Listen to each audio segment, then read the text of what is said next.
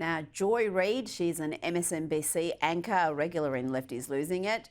She's now attacking self-loathing lefty white women, the only people who actually watch her show.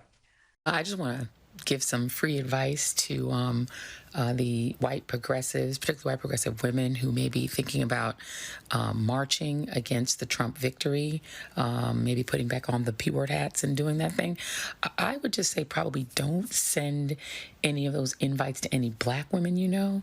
I'm just going to tell you right now, they're not coming. I think black women are now on the Save Black Women, Prioritize Black Men, and prioritize black communities, black businesses, and the black spaces. But Save America, Save the Democratic Party. Yeah, I don't think that's happening.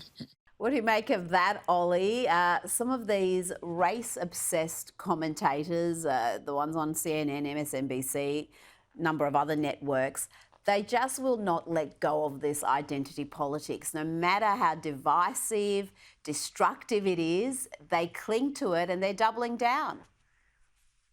Well, let's just say there's nothing joyful about Joy Reid. She is one of MSNBC's biggest race baiters. And, she's always going on about race when, people don't generally look at race. People judge people based on character, based on who they are as a person, So she's trying to divide people. She's trying to divide her progressive viewers. And, she needs to cling on to those viewers because her ratings are down over 50%.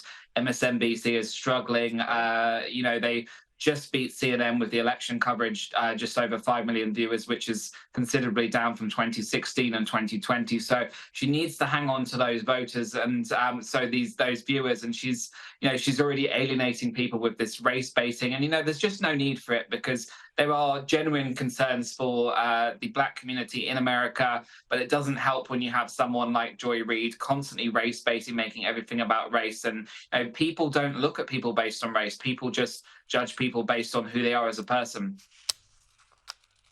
Well, there is an issue. Joy Reid does represent a certain demographic, you have to say. Yes, you're right. Her audience has absolutely plummeted by more than 50%. But I don't know what it is, but you look at how all those demographics are shifting and people are thinking more freely, so they're not feeling obliged to vote a certain way just because of their ethnicity or their gender.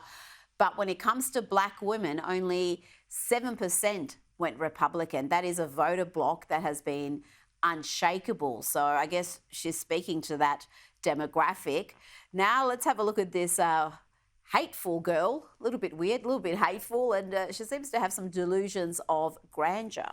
I'm so excited for and I fully support this movement of making mainly men's lives, but really anyone who voted for Trump's lives miserable.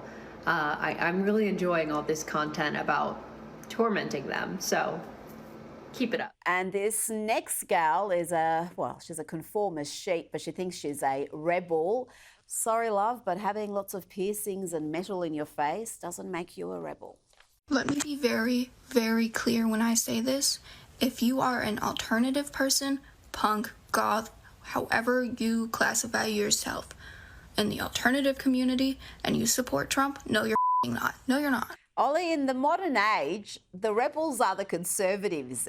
Every institution now, from government bodies to the corporate world to academia to Hollywood, media, is dominated by the left. The rebels are on the right. Yeah, absolutely. The free speech advocates, the people that are happy to have a debate and discussion are now the conservatives. They've become the cool kids. And I think that's a big shift we've seen with Trump during this election.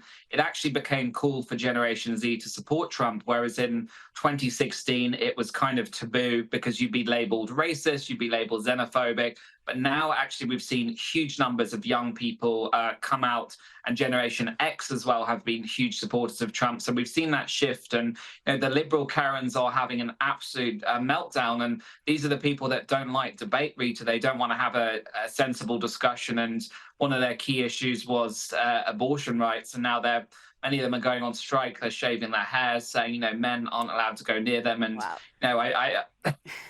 I just think it's complete delusion. I don't think too many men mind. I don't think too many men mind. Let's just end with this last clip. This genius has a cunning plan to stop Trump's second term. Okay, so we could actually stop DJT from becoming elected because they would be accused of very serious crimes such as treason and perhaps colluding with a foreign entity, things like that. It's highly unlikely that they would move forward with Inauguration Day. I want someone to save that cat, that poor kitty having to listen to all that. Oli London, we're right out of time. Thank you so much for your time this evening. Appreciate it. Thanks. A pleasure, Rita.